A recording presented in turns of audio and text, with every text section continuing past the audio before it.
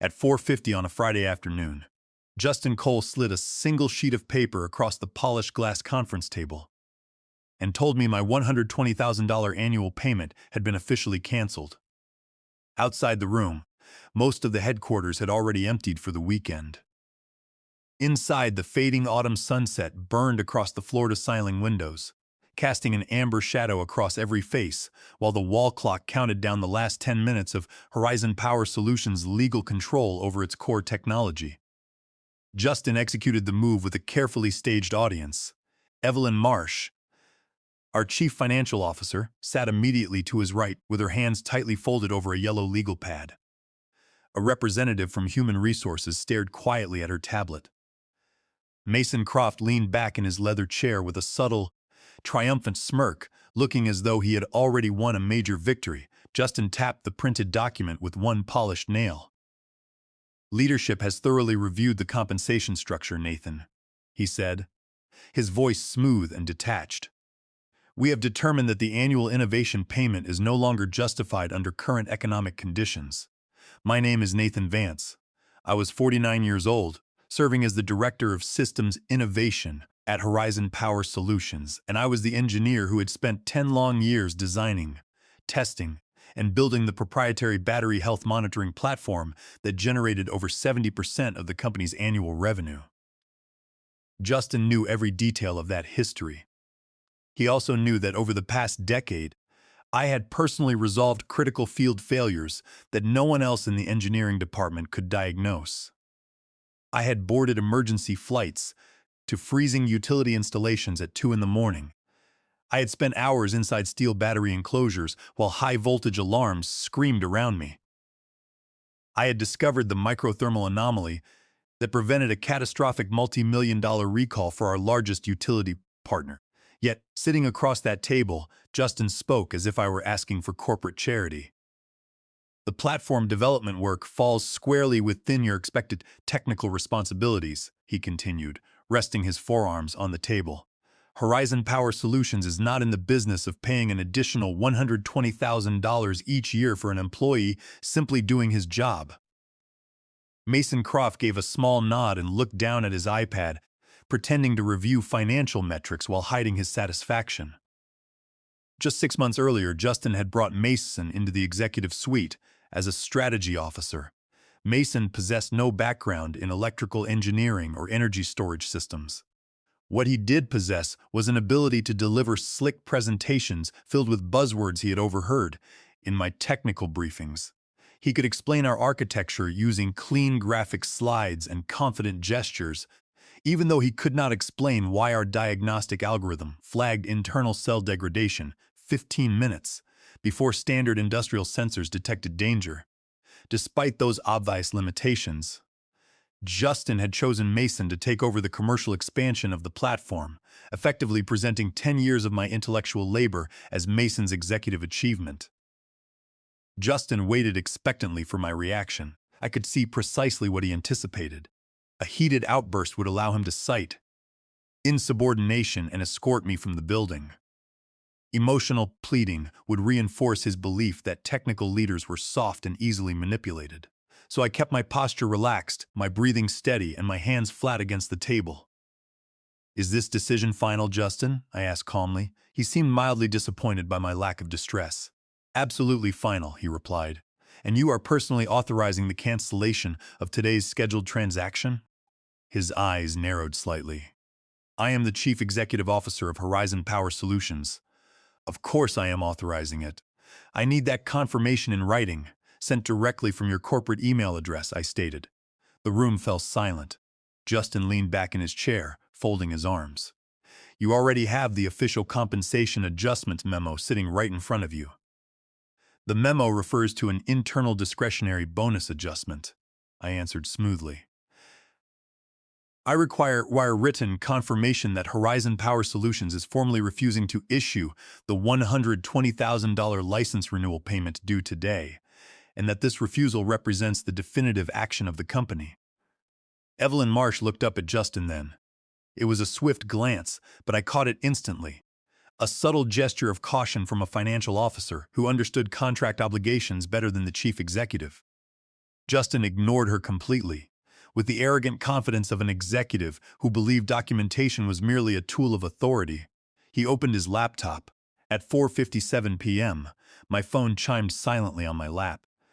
The incoming email from Justin's official address read, "This email confirms that Horizon Power Solutions will not execute the requested $120,000 payment scheduled for today. The payment is permanently canceled, and the matter is officially closed." I read the notification twice to ensure every word was captured, then saved a secure copy to my encrypted drive. "Satisfied?" Justin asked, a faint trace of sarcasm in his voice. "Fully satisfied," I replied. He continued talking about corporate restructuring, organizational alignment, and how executive careers depended on adapting to changing strategic priorities. I paid little attention to his monologue. At the upper corner of the conference room wall, the digital display ticked from 4:59 to 5 p.m. A second notification vibrated in my hand. This message came directly from my personal attorney, Clara Dawson. "Escrow verification complete," Clara wrote. "Written refusal received and validated. Patent transfer executed under Section 4 Clause B. Vanguard Dynamics is now the exclusive legal owner of the patent." I turned my phone screen down against my leg. Across the table, Justin was still delivering his speech about corporate discipline. Mason was nodding in quiet agreement. Human Resources was diligently taking notes. Evelyn Marsh had gone completely still, staring at her screen with growing pale realization. None of them understood that the $120,000 sum Justin dismissed as an unmerited employee bonus was actually an annual patent licensing fee tied to a separate, legally binding agreement. None of them realized that the strict contract deadline was exactly 5 p.m. on the final Friday of October. Most importantly, none of them understood that by formally refusing to make the payment and documenting that refusal in writing, Justin had automatically terminated Horizon's exclusive rights to the foundational technology, keeping the entire business afloat. He had attempted to save $120,000. Instead, at precisely 5 p.m., he had legally handed his firm's largest market competitor the single asset his company could not survive without. I did not celebrate when the meeting concluded. I gathered my notebook, walked past the quiet cubicles, and took the elevator down to the basement parking structure. Inside my car, I sat in the dim concrete garage without starting the engine. Up above, Horizon's blue neon sign glowed brightly against the darkening sky, illuminating the building where I had dedicated 10 years of my life. The patent transfer was complete, and the funds had been transferred to my private trust. By all measures, I had achieved a decisive victory. Yet beneath the relief, I felt a deep, exhausting sadness. I had spent a decade believing that technical dedication, integrity, and exceptional work would protect an engineer from executive politics. That belief was now permanently shattered. Justin had not misunderstood my value. He had calculated it precisely, decided I was easier to exploit than to compensate, and constructed a strategy around my expected silence. The $120,000 was a substantial amount of money, but it was never about personal greed. It was about the principle of contract and respect. That payment was not a discretionary reward Justin could grant when he was pleased and strip away when he felt like asserting power. It represented the lawful price for utilizing technology I had created long before Horizon Power Solutions ever existed. What hurt most was the calculated manner in which Justin and Mason had tried to erase my contributions. 10 years earlier, Horizon had operated out of a drafty renovated warehouse with folding tables, and 15 employees sharing a single noisy coffee machine. I joined the firm when it possessed far more ambition than capital. I assembled the first diagnostic test rig with my own hands, wrote the core software architecture, and trained our original technical team. When early battery storage units suffered dangerous overheating at remote utility installations, I was the one who traveled to the field. During one critical winter, our flagship battery installation at a major utility site began exhibiting rapid thermal elevation that standard monitoring software could not explain. The utility client threatened to terminate our contract and demand a full system removal, a blow that would have bankrupted Horizon on the spot. I stayed on site for 4 consecutive nights, sleeping on a cot in the control trailer Analyzing raw signal data line by line, I discovered a subtle resonance frequency between the inverter cycle and cell charging states, a hidden flaw that caused localized heat spikes. By modifying the sensor sampling sequence, I eliminated the risk, saved the contract, and established the underlying methodology that became the heart of Horizon's commercial platform. For years, everyone inside the company knew what I had accomplished. But when Justin was brought in by a private equity group to prepare Horizon for a lucrative acquisition, the culture shifted rapidly. Justin prioritized aggressive growth projections, polished financial slide decks, and executives who spoke with absolute authority regardless of technical accuracy. He viewed technical creators not as essential partners, but as disposable machinery. Mason Croft recognized Justin's preferences immediately. As a strategy officer, Mason began attending client briefings that had historically required my presence. Initially, he asked basic questions and took meticulous notes. Within 6 months, he was presenting my engineering breakthroughs to board members and potential investors as if they were his own strategic innovations.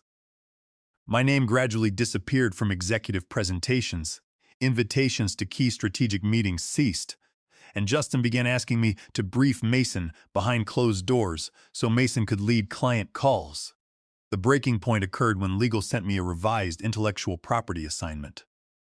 The document contained sweeping, retroactive language that attempted to surrender all past, present, and future energy storage inventions to Horizon without compensation.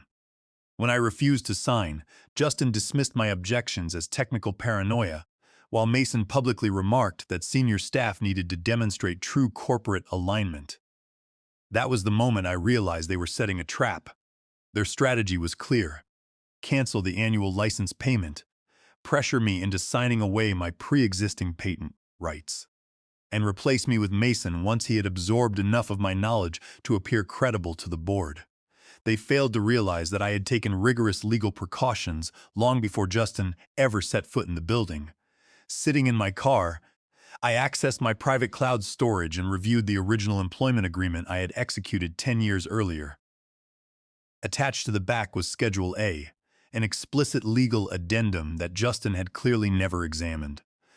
Schedule A listed my multi-signal battery diagnostic patent by its official registration number, defining it unequivocally as pre-existing intellectual property created prior to my employment at Horizon.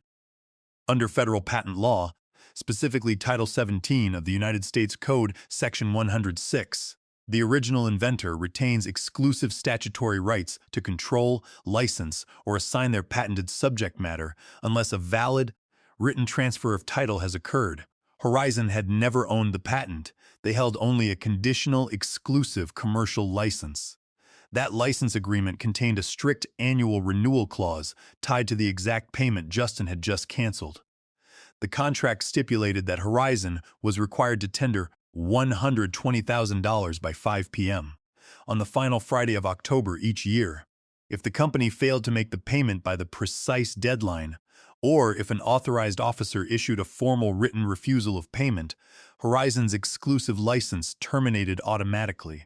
Furthermore, the company's contractual option to purchase the patent outright was permanently forfeited. There was no cure period, no notice window, and no legal mechanism to reverse the expiration. The original founder of Horizon had insisted on those exact terms because he recognized that corporate leadership might change, and he wanted to ensure that neither party could exploit the other. For 8 consecutive years, Horizon had paid the fee without dispute, recording it in financial audits as a mandatory patent licensing expense. 4 weeks before the deadline, as Justin's hostility became undeniable, my attorney Clara Dawson was contacted by Vanguard Dynamics, Horizon's primary competitor in the grid-scale energy storage sector. Vanguard had tracked my patent filing and recognized its immense commercial value. I initially declined their offer to purchase the technology, unwilling to disrupt Horizon's operations as long as the company honored its contractual obligations. But as Justin's scheme to seize my work unfolded, Clara structured a conditional escrow agreement with Vanguard. Vanguard deposited the full acquisition funds into a neutral escrow account. The contract specified that the transfer would remain inactive and completely confidential unless Horizon voluntarily defaulted on its annual payment. If Horizon paid on time, the escrow agreement dissolved. If Horizon refused payment, the title transfer executed automatically at 5 p.m. Justin believed he was asserting executive dominance. In reality, his greed triggered his own company's technological demise. At 5:03 p.m., while still parked in the garage, I initiated my formal departure protocol. Under the breach provisions of my employment agreement, Horizon's deliberate failure to tender the mandatory patent licensing fee constituted a material breach of contract, entitling me to terminate my employment immediately for cause. I drafted a concise resignation letter citing the specific contractual breach, attached Justin's written refusal email, and transmitted the document to corporate legal, human resources, and Justin Cole. Simultaneously, I sent an encrypted notification to Clara Dawson, authorizing her to submit a formal evidence package directly to Diane Montgomery, chair of Horizon's Board Audit Committee.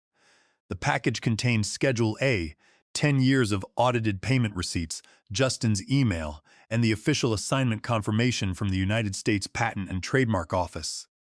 Before leaving the facility, I returned to the building to complete my equipment handoff. I handed over my corporate laptop, encrypted smartphone, access badge, and security tokens to the senior IT infrastructure manager. In accordance with strict legal compliance standards established under the Worker Adjustment and Retraining Notification Act and corporate governance guidelines, I requested a formal digital verification audit. The IT manager inspected the devices in my presence, verifying that no proprietary software code, customer databases, trade secrets, or operational files had been deleted, altered, or copied. Everything belonging to Horizon remained untouched on their servers. As I walked toward the lobby exit, carrying only my personal coat and briefcase, Justin stepped out of the executive elevator, his face flushed with irritation. "Nathan, stop right there," he demanded, stepping into my path. "You are making a catastrophic professional mistake. You cannot simply walk out of this company after an internal compensation adjustment." "I am not resigning over a compensation adjustment, Justin," I replied calmly, stopping a few feet away. "I am terminating my contract due to a material breach caused by your written refusal to fulfill the patent license agreement." His expression turned sharp. "You think you can pull off some pathetic legal maneuver? You signed an employment contract. Horizon owns every piece of technology created or used in this facility. You will be sued for breach of fiduciary duty and trade secret theft before the sun comes up on Monday. I recommend you read Schedule A of my original contract before your legal team files anything," I said quietly. "You will find that your authority does not supersede federal patent law." I turned and walked through the glass doors into the evening air, leaving him standing in the lobby. Over the weekend, Justin attempted to maintain his narrative of complete executive control. On Monday morning at 8:12 a.m., Horizon issued a national press release announcing a major expansion of its energy storage platform. The announcement highlighted a multi-million-dollar expansion contract with Crestview Utilities for 15 new utility-scale battery sites. The press release repeatedly featured Mason Croft, describing him as the visionary strategic executive who had led the development of Horizon's breakthrough safety monitoring architecture. My name was completely absent from the release. The announcement explicitly asserted that Horizon held full, unencumbered intellectual property ownership over all diagnostic technologies utilized in the expansion. Justin believed that by asserting public ownership, he could force me into compliance and reassure board investors. He did not realize that issuing false public statements regarding patent ownership constituted a severe violation of federal disclosure laws and fraudulent concealment. At 9:04 a.m. on Monday, Clara Dawson forwarded me an urgent email from Horizon's external legal counsel. Attached was a proposed retroactive patent assignment agreement. The document claimed that Schedule A had been appended to my original contract through an administrative error and offered to pay me the withheld $120,000 plus 12 weeks of severance in exchange for my signature. The agreement had been backdated to Friday morning. They were attempting to cover up Justin's mistake by bribing me to validate a fraudulent paper trail. "Do not respond, do not edit, and do not sign a single page." Clara advised during a brief phone call. They are realizing the legal precipice they are standing on. Clara responded to Horizon's counsel with a single, devastating inquiry. Please, clarify why Horizon Power Solutions requires a retroactive assignment of intellectual property that your chief executive officer publicly claimed the company already owns in this morning's press release. Horizon's legal team offered no response. By noon on Monday, Justin escalated his efforts. He sent a formal letter alleging that I had been terminated for gross disloyal conduct prior to my resignation, asserting that I had engaged in corporate sabotage by negotiating with a competitor while employed. He threatened to enforce nationwide non-compete clauses and initiate immediate injunctive relief. Clara immediately countered by serving Horizon with an independent digital forensic report. The report, conducted by a certified third-party cyber forensics firm 3 weeks prior, proved conclusively that my personal devices contained only my pre-existing patent documentation created before my tenure at Horizon. It verified that 0 lines of Horizon source code, 0 customer lists, and 0 confidential trade secrets had ever been transferred to Vanguard Dynamics. Under Title 17 U.S.C. Section 106, an inventor maintains the absolute right to negotiate conditional transfers of their personal property. Justin's claims of trade secret theft were legally baseless. Unaware of the legal storm gathering around him, Justin proceeded with a high-stakes presentation that afternoon with the executive leadership of Crestview Utilities. The meeting was designed to finalize the contract for the 15 new battery sites. Mason Croft ran through a polished presentation, utilizing my diagnostic diagrams and claiming the underlying algorithm was Horizon's exclusive trade secret. Midway through the presentation, Crestview's lead corporate counsel interrupted. Mr. Croft, Crestview requires the specific United States patent registration number for the diagnostic safety system to complete our regulatory compliance filings, the attorney stated. Mason froze. He looked nervously toward Justin, completely unable to answer. He had spent 6 months taking credit for my work, but he had never once read the patent documentation bearing my name. Justin stepped in smoothly, assuring the utility executives that Horizon possessed complete, unencumbered ownership of all relevant intellectual property. At that exact moment, Vanguard Dynamics filed its official patents assignment record with the United States Patent and Trademark Office and served Horizon with a formal cease and desist notice. The notice informed Horizon that while existing operational sites could maintain temporary diagnostic access during a safety evaluation, Horizon was legally prohibited from deploying or commercializing the patented technology in any new installations, including the Crestview expansion project. By Tuesday morning, the crisis had completely overwhelmed Justin's ability to manipulate the narrative. Crestview Utilities immediately suspended all contract negotiations for the 15 expansion sites, citing material misrepresentation of intellectual property ownership.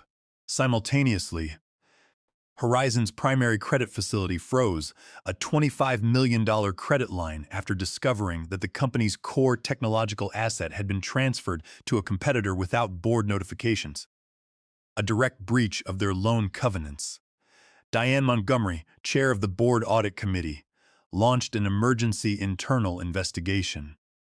Horizon's general counsel conducted an exhaustive review of the corporate archives and uncovered a critical piece of evidence. 2 weeks prior to the deadline, Evelyn Marsh had sent Justin an urgent internal memorandum titled Critical License Renewal Risk. In the memo, Evelyn explicitly warned Justin that failing to tender the $120,000 payment by 5 p.m. on the final Friday of October would result in the automatic expiration of Horizon's exclusive license and the permanent forfeiture of its purchase option. She urged him to execute the payment immediately. Justin's documented email reply consisted of 6 words: remove it. We are not paying. This revelation transformed the situation from a managerial oversight into a catastrophic breach of fiduciary duty and intentional corporate waste. Justin had knowingly gambled the company's foundational technology to satisfy his personal arrogance and enforce control over an engineer. At 2 p.m. on Tuesday, Justin called my personal phone. His previous bravado was entirely gone, replaced by frantic desperation. Nathan, we need to resolve this miscommunication immediately, he said, his voice tense. Horizon is prepared to issue the $120,000 payment today, along with a full promotion to Senior Vice President of Innovation. We can present this to the board as an administrative accounting error. The patent no longer belongs to me, Justin, I replied calmly. It belongs to Vanguard Dynamics. The transaction was finalized at 5 p.m. on Friday, exactly as dictated by the contract you refused to honor. We can challenge the transfer in court, he shouted. You betrayed this company. I recommended you consult your legal team before making further statements, I said, and ended the call. Late Tuesday afternoon, Diane Montgomery issued an emergency summons for a special meeting of the Board of Directors to take place on Thursday morning. The meeting was called to address the loss of the core patent, the false press release, the frozen credit line, and executive misconduct. Attendance was mandatory for Justin Cole, Mason Croft, Evelyn Marsh, corporate legal counsel, representatives from Crestview Utilities, Vanguard's executive legal team, and myself, accompanied by Clara Dawson. When we assembled in the main boardroom on Thursday morning, the atmosphere was suffocating. Justin sat at the far end of the table, flanked by his personal attorney, attempting to maintain an aura of composure. However, his pale face and rigid posture betrayed his anxiety. Mason Croft sat beside him, looking visibly shaken. Diane Montgomery presided at the head of the table. Mr. Cole, you may make your opening statement, Diane announced sternly. Justin stood up, adjusting his suit jacket. Members of the board, what we are witnessing today is a calculated corporate extortion scheme engineered by a former employee. He began, pointing at me. Nathan Vance took advantage of a minor internal accounting delay to illegally transfer Horizon's proprietary technology to our primary competitor out of personal spite. He breached his duty of loyalty and violated confidentiality. When Justin finished, Diane turned to me. Mr. Vance, you may present your documentation. Clara Dawson connected her tablet to the boardroom monitors. First, she displayed Schedule A from my original employment contract signed 10 years earlier, highlighting the explicit reservation of pre-existing patent ownership. Next, she presented 8 years of audited corporate tax filings, demonstrating that Horizon had consistently classified the annual $120,000 payment as a mandatory patent licensing expense, not a discretionary bonus. Then, Clara displayed Evelyn Marsh's warning memorandum, followed by Justin's 6-word written refusal email sent at 4:57 p.m. on Friday. The timeline left no room for defense. At 4:57 p.m., Justin formally canceled the payment in writing. At 5 p.m., Horizon's license expired automatically under Section 4 Clause B. At 5 p.m., Vanguard's escrow closed, finalizing the title transfer under federal patent law. At 5:03 p.m., I submitted my resignation for cause. General Counsel for Horizon stood up and addressed the board directly. Members of the board, I have reviewed the executed agreements and the USPTO registry. The patent transfer is entirely valid and legally enforceable. Horizon Power Solutions currently possesses no legal right to commercialize or deploy the diagnostic technology without a license from Vanguard Dynamics. Diane Montgomery turned her attention to Mason Croft. Mr. Croft, did you participate in the design, development, or mathematical formulation of the diagnostic algorithm? Mason swallowed hard, looking toward Justin before answering in a quiet voice. No, ma'am. Then, why did you authorize your name to be featured in Monday's press release as the creator of the platform? I was instructed by Mr. Cole to present the technology as an executive-led company achievement, Mason admitted, his voice trembling. The lead counsel for Crestview Utilities then addressed the room. Mr. Cole, during our contract negotiations on Monday afternoon, you personally assured our executive team that Horizon held unencumbered ownership of this patent hours after receiving formal notice of its expiration. That statement constitutes material misrepresentation. Crestview is formally terminating all project expansion discussions with Horizon Power Solutions. Vanguard Dynamics' legal counsel then presented a proposed resolution. Vanguard was willing to grant Horizon a temporary 24-month transition license to support existing utility installations and prevent service disruptions for utility customers. However, the annual fee for the transition license would be significantly higher than the original $120,000. Furthermore, the agreement was strictly contingent upon Horizon issuing a full public retraction of the false press release, acknowledging Nathan Vance as the sole inventor, and implementing strict corporate governance reforms. Justin made a final, desperate attempt to shift blame. Nathan put hundreds of Horizon jobs at risk because his pride was hurt by a compensation adjustment, he declared loudly. Clara Dawson immediately displayed the independent digital forensic audit and Vanguard's standstill agreement. Mr. Vance took extraordinary measures to ensure no trade secrets were compromised and no utility customers were endangered, Clara stated firmly. The operational and financial crisis facing Horizon Power Solutions was caused entirely by your deliberate refusal to honor a binding contract. Deanne Montgomery called for an immediate executive vote, requesting Justin Cole and Mason Croft to step out of the boardroom. Less than 15 minutes later, the board voted unanimously to terminate Justin Cole as Chief Executive Officer for cause, effective immediately, because his termination was executed for cause, citing gross negligence, breach of fiduciary duty, intentional corporate waste, and fraudulent concealment. Justin was stripped of all executive severance packages, stock options, and contractual bonuses. The executive who had attempted to save $120,000 by stripping away an engineer's rightful compensation walked out of the building with nothing. Mason Croft was immediately relieved of all strategic authority. Facing potential legal exposure for his role in the fraudulent press release, he tendered his resignation the following morning. Horizon Power Solutions issued a formal public retraction of Monday's press release, publishing a revised statement across major media outlets.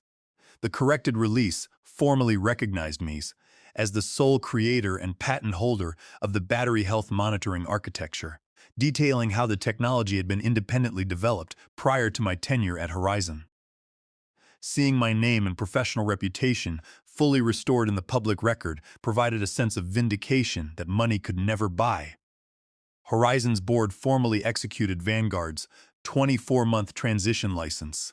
While the increased licensing fees and legal expenses severely impacted Horizon's short-term profitability, the agreement allowed the company to survive, maintain existing utility operations, and protect the jobs of the hardworking engineers and staff who had built the company alongside me over the past decade.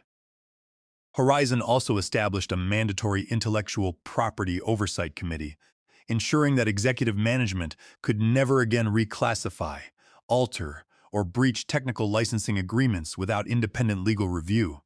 Through my legal counsel, I reached a comprehensive financial settlement with Horizon Power Solutions.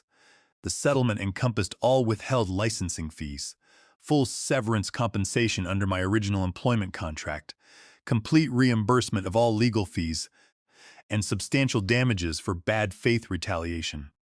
The funds acquired from the settlement, combined with the proceeds from the Vanguard patent sale, provided complete financial security for my family for the rest of my life. More importantly, it established a clear precedent that technical creators cannot be coerced or erased by corporate executives. Following the completion of my contractual separation duties, I officially joined Vanguard Dynamics as Vice President of Grid Intelligence. At Vanguard, I was provided with substantial resources, an elite engineering team, and full strategic authority to build the next generation of energy storage architectures. We developed a brand new software platform, clean hardware integration, and advanced diagnostic systems built entirely around my patented methodology, without utilizing a single line of Horizon's proprietary code. For the first time in my career, I stepped into executive boardrooms not as a hidden expert kept in the background, but as the recognized leader and owner of the technology. I kept only 2 digital documents from that entire ordeal saved in a secure folder on my desk. The first was the email Justin Cole sent at 4:57 p.m. on that fateful Friday afternoon. The payment is permanently canceled, and the matter is officially closed. The second was the automated escrow confirmation, timestamped at 5 p.m. Vanguard Dynamics is now the exclusive legal owner of the patent. Exactly 3 minutes separated those 2 messages. In the first document, an arrogant executive believed he had reduced 10 years of my hard work to zero value. In the second document, The law and the market proved that he had never understood my value at all. Justin Cole tried to save $120,000 by humiliating the engineer who held the foundation of his company together. Instead, he lost his career, his reputation, and the very business he claimed to protect.